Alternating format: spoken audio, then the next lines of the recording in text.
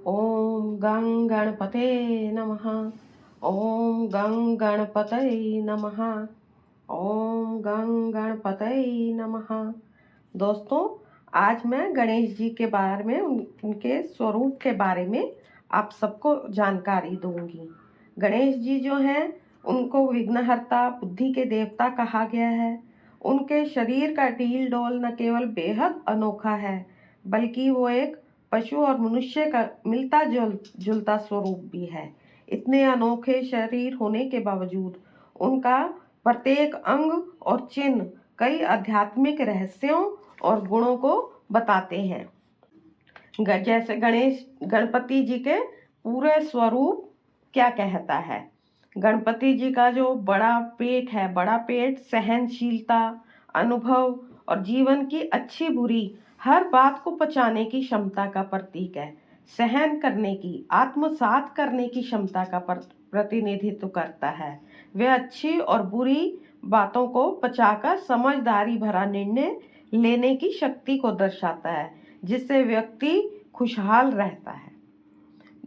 फिर उनकी जो आंखें हैं गणपति जी की, उनकी वो छोटी छोटी आंखें हैं। छोटी आंखें जो हैं व्यक्ति की सूक्ष्म दृष्टि, दूर तक देख सकने की उनकी आंखों से कुछ भी ना छुपा रहे, एकाग्रता और किसी भी कार्य पर पूर्ण ध्यान केंद्रित करने की क्षमता को बताती है कि ध्यान इधर उधर कहीं भी नहीं भटके। दूरदर्शिता भी बताती है छोटी आंखें। ये हमें सिखाती हैं कि हमें जीवन के हर छोटे बड़े पहलू पर ध्यान देना चाहिए, हर चीज को बारीकी से देखना चाहिए। फिर उनके जो बड़े बड़े कान हैं उनको शुभ कर्ण कहा जाता है। इनको शुभ कर्ण भी बोला जाता है। जैसे सूप छाछ के सामने, छाछ के समान बड़े बड़े कान।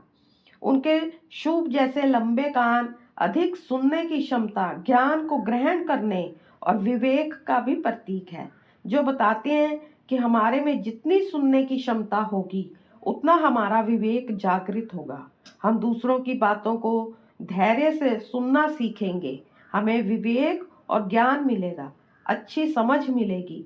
ये कान बताते हैं कि हमें दूसरों की बातों को सुनना चाहिए, लेकिन फिर अपने ज्ञान और बुद्धि से विश्लेषण करके सही निर्णय लेना चाहिए।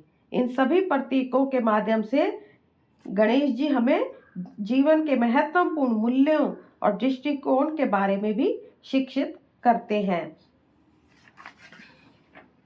गणेश जी के 4 हाथ हैं। कर्म, ज्ञान, भक्ति और योग के 4 भागों को बताते हैं, जिससे हर हाथ महत्वपूर्ण शिक्षा देता है। उनका जो भगवान गणेश का वाहन मूषक है, चूहा जिस बोला जाता है, रैट, चंचल इच्छा और अभिमान अहंकार का प्रतीक है, जो बताता है बुद्धि को इच्छाओं पर नियंत्रण रखना चाहिए। उनके अनोखे शरीर के कारण उन्हें लंबोदर, गजानन, एकदंत, विनायक जैसे नामों से जाना जाता है। उनकी शरीर की संरचना बाकी देवी देवताओं से अलग दिखती है। उन्हें समझकर मनुष्य बहुत कुछ सीख सकता है।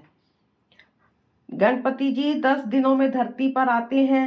हर साल ऐसी मान्यता है कि वो जागृत रहते हैं, बच्चों की सभी इच्छाओं, दुख दर्द को सुनते हैं और हल भी करते हैं।